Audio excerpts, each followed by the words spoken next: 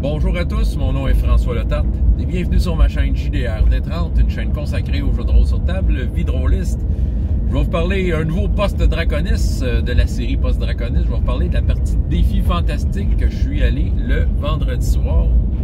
Puis je vais en faire une parenthèse de quoi je n'ai pas parlé dans ma vidéo plus générale, mais les gâteaux aux bananes de Bruno, c'était quelque chose. Il était écœurant, j'en ai mangé à tous les jours. Je pense qu'ils les ont tous vendus, sérieux. Il n'y en avait plus un. Bon, c'est ça. Mais là, revenons aux choses sérieuses. Défi fantastique. Hey, écoute, j'étais déjà pas mal heureux d'aller dans une partie de défi fantastique tout court, tu sais, veut dire, je suis comme dans d'autres projets de jeux de rôle, tu sais. Je veux dire, moi, si je fais du défi fantastique, ça va être comme un projet que je vais me consacrer à si je suis maître de jeu. Écoute, si un jour je peux être joueur dans une partie régulière, pourquoi pas, mais tu sais, là, présentement, le temps me le permet pas. Mon temps de jeu de rôle est déjà consacré à autre chose. Mais reste que Défi fantastique reste haut dans la liste. Donc, à toutes les fois que j'ai une occasion de le faire, puis que ça rentre dans mon temps, je vais le faire. Puis quand j'ai vu Défi fantastique avec Draconis, j'ai dit « Ha! Je vais être là-dedans. » Fait que, comment je pourrais dire, c'est toujours un plaisir d'être joueur dans une partie de Défi fantastique. C'est la deuxième fois que j'étais joueur. La tablée était pas mal intéressante, en fait. Bon, le maître de jeu, Guy m'a avoué que c'était la première fois, je pense, qu'il jouait avec autre que des gens, des groupes réguliers, OK? Il avait pris les prix tirés du livre, qui sont assez autosuffisants. Si on fait une aventure standard de défi fantastique, je pense qu'il représente tout un pan d'archétypes intéressants. Moi-même, les ayant utilisés dans le passé, je trouve que c'est un choix judicieux. On va jouer à des fantastiques, on va faire ça vite, les personnages sont déjà là. Puis pour une séance unique, c'est super parfait là, en convention. Le maître de jeu, c'était la première fois qu'il faisait du défi fantastique. C'est sûr que, tu sais, je veux dire, en discutant avec lui, j'ai dit, écoute, moi, ça me dérange pas là, de t'appuyer dans les règles, étant donné que je connais les règles. Puis là, on a même eu des discussions de règles sur certains points, pour me faire voir qu'il y a certaines zones grises dans défi fantastique. Il y a des trucs que c'est pas super défini. Donc, ben, tu sais, les livres dont vous êtes les rôles, c'était souvent un peu de même quand t'en lisais. Il y avait comme des... à un moment donné, il y avait il t'imposait un modificateur dans l'histoire de ton test d'habileté, puis tout ça, parce que... Ben, c'est ça. C'est un jeu un peu de même, là, dans lequel que le maître de jeu, de la façon que j'appellerais ça, crée son propre build-up et applique les modificateurs, tout ça. Je pense qu'en fait, mettons par rapport à certains sorts, tout ça, là, je parle plus de défis fantastiques, mais peu importe. Par rapport à certains sorts ou des choses comme ça, il y a toujours moyen peut-être avant que ça soit lancé d'avoir une discussion de c'est quoi l'effet réel. Parce qu'en effet, on a eu un sort qui n'a pas été utilisé. Il y avait un magicien dans le groupe. Explosion de foudre, je pense qu'il s'appelle. Puis sérieusement, c'est vrai que je le lisais, je me disais, c'était pas clair parce qu'il y avait comme il parlait de dommages, tout ça. C'est sûr que peut-être que la réponse était vraiment là, quelque part dans le livre, mais tu sais, en convention, je veux pas passer mon temps à fouiller dans le livre. Je voulais suivre l'aventure parce que, tu sais, un moment donné, il est arrivé avec la question. Puis je voyais que, tu sais, ça demandait une certaine recherche. À ce moment-là, j'ai dit au meneur de jeu, écoute, je vais le checker.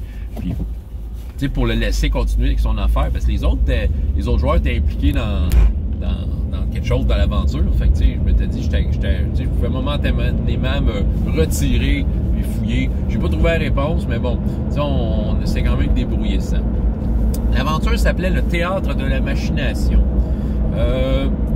Écoute, on avait parlé de l'aventure, là, on était exposé à des clichés de livres dont vous êtes héros. OK?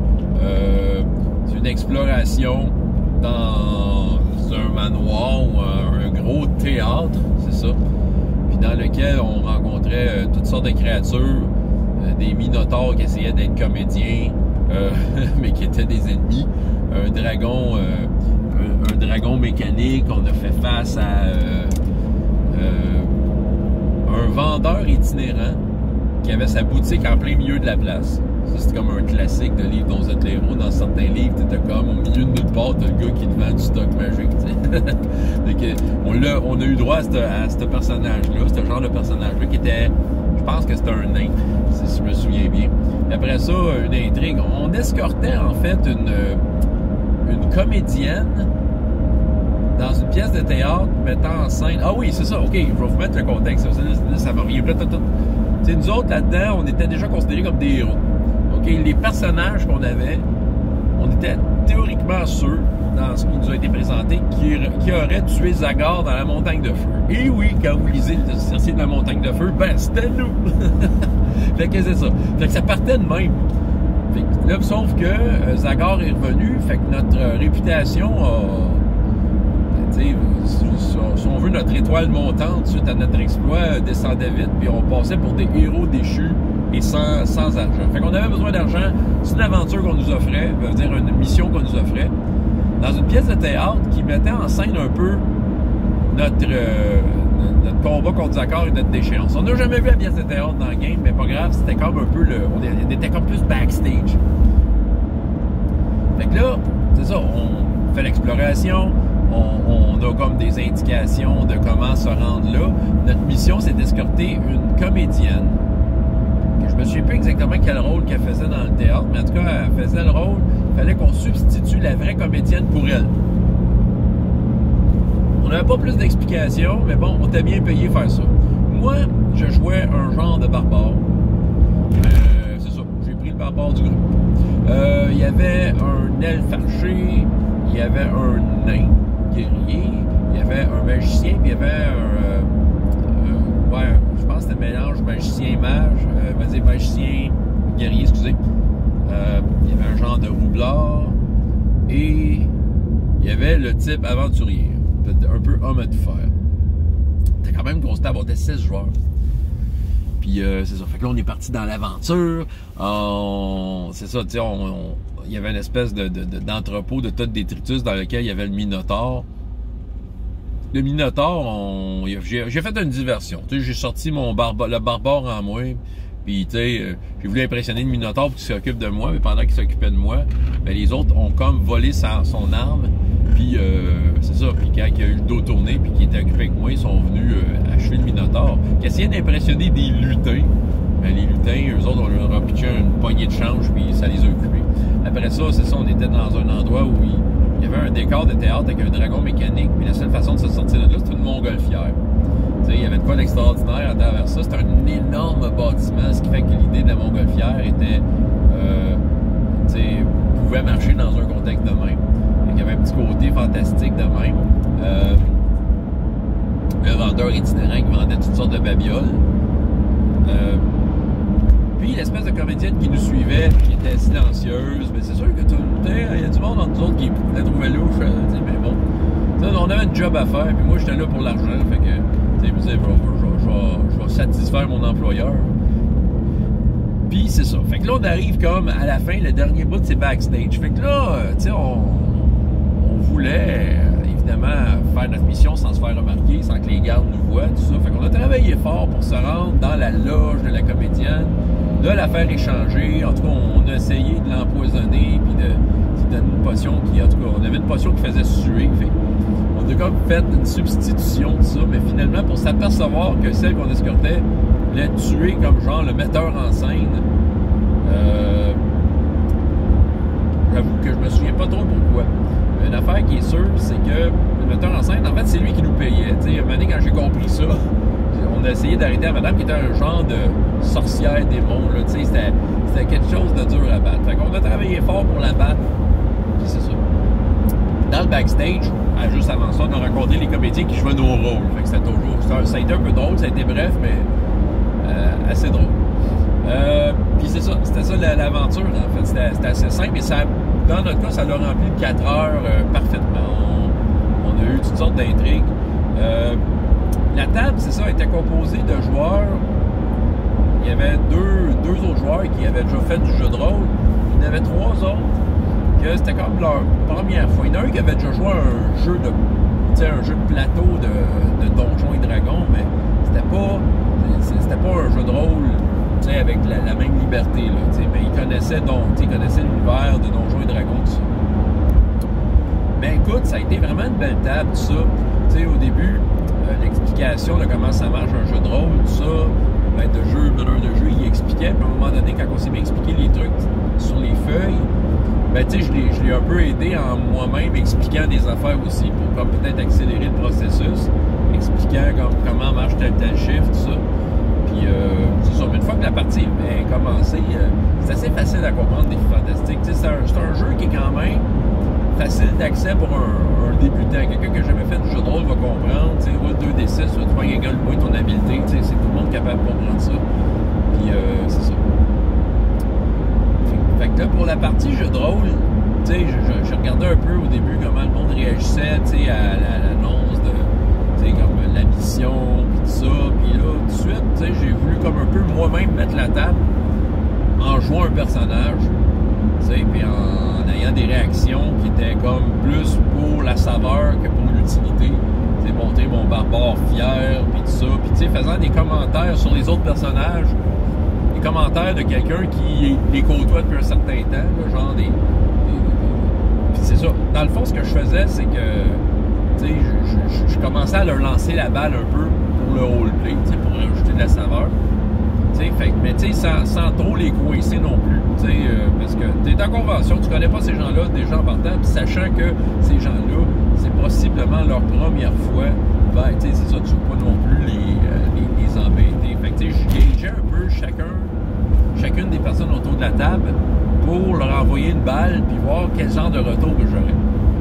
Fait que c'est sûr que j'avais dans l'intention, en jouant, de jouer mon affaire, puis de peut-être prendre la place qu'il fallait pour envoyer ce genre de balle-là. C'est sûr qu'au début, j'en prenais un peu plus. Tu sais, j'avais une aisance. Mais mon but, c'était de me retirer un moment donné si je sentais que là, la sauce était pognée, tu sais, à ce niveau-là.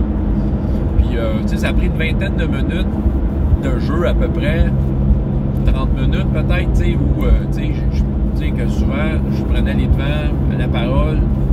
Je prenais les devants, surtout quand je voyais que, oups, il y avait une hésitation. Fait que, OK, je prenais les devants, tu sais, je prenais le lead. Souvent, mon lead servait à dire « Oui, mais toi, là, je sais pas point tu sais comment faire ça. » Tu sais, dans le fond, je prenais le lead pour inviter quelqu'un d'autre à prendre le lead. Tu sais, c'est ça. Fait qu'à un moment donné, c'est ça. Là, au début, les joueurs, ils disaient ce qu'ils faisaient, tout ça, mais à la fin, ils savaient beaucoup plus de saveur. Là, ils prenaient leur rôle plus à cœur un peu. Du moins, on voyait qu'il y avait comme une cohésion d'équipe à ce niveau-là. T'sais. C'est ça. Fait que, au début, c'est ça, j'ai comme genre envoyé la balle un peu à tout le monde. Puis là, on a commencé à m'en envoyer. Fait que, c'est ça. Là. Fait que là quand ça a été établi, ben c'est ça, je me retirais un peu plus au niveau des interventions. Je laissais les autres prendre les devants. Puis moi, quand c'était une bonne idée, je prenais les devants. Je disais, ah oui, ça, c'est une bonne idée. Puis là, je jouais mon rôle, tout ça.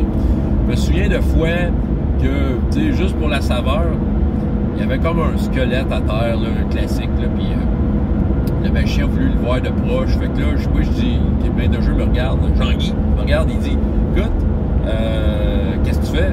Puis je dis, moi, je me croise les bras, je regarde l'elfe à côté, puis j'ai dit, moi, je parie 20 gold qui arrive de quoi? Puis là, l'elfe, il embarque. Ah, ben moi, je parie 20 gold qui arrive rien. Fait que là, c'est ça. Fait que les autres, pendant que les autres essayaient de faire des stratégies, nous autres, on restait en arrière, puis on faisait des commentaires. Non, il va se passer quoi? Non, il se passe de quoi? C'est ça. Puis j'ai perdu finalement mon pari, il s'était rien passé. Fait que, tu sais, mais tu sais, ça, juste ça, c'est ça. On a rigolé là-dessus, puis c'est ça. Tu sais, ça détend l'atmosphère. Fait que faire des affaires de même. En tout cas, moi, ça agrémente l'affaire. Parce que oui, tu sais, au final, on va rouler des dés, on va taper sur des monstres, là, mais tu sais, c'est ça, tu sais, je pense que c'est comme l'ajout que tu y fais à ce niveau-là. Tu sais, fait juste en sorte que l'histoire, tu t'en souviens plus. Je dis pas que j'ai eu une super performance, mais je vous dis juste un peu c'était quoi mon approche par rapport à cette game-là. Tu sais, surtout que, tu sais, j'étais dans un défi fantastique. Mon cerveau tournait à 200 000 à l'heure. Puis surtout que, tu sais, je suis meneur de jeu, la plupart du temps, mon cerveau tourne à 200 000 à l'heure. Puis, tu sais, des idées, j'en ai, là. Fait que c'est ça, il fallait que je trie sur le volet. Puis que j'amène, tu sais, que je sélectionne juste la bonne affaire pour prendre juste la place que j'avais besoin. C'est ça. Ça, c'est au niveau de comment moi je l'ai fait. Écoute, j'ai l'impression que les gens ont vraiment aimé ça. On a tous aimé la game, sérieux. On a aimé la game. On a rigolé en masse. C'était désopilants. On a eu des idées folles qu'on a mis en place. Puis ça ça a marché, tu sais. Fait que, sérieusement, j'ai eu du fun avec ces gens-là. J'ai vraiment eu du fun, puis je suis content que... Je suis content, tu sais, à la fin, je voyais que les réactions étaient positives. Tu sais, pour une première fois, ils ont été contents, tu sais. Fait que, tu sais, ils étaient super enchantés de leur expérience. Fait que c'était le fun d'avoir partagé ça avec ces gens-là, tu sais. Fait que je leur retire un excellent souvenir. Jean-Guy a fait une super belle job en tant que meneur de jeu. Tu sais, son intrigue était le fun. Il y avait des éléments typiques de livres dont vous êtes les héros qui étaient là. Puis c'est ça, tu sais, il a l'idée ça comme un chef.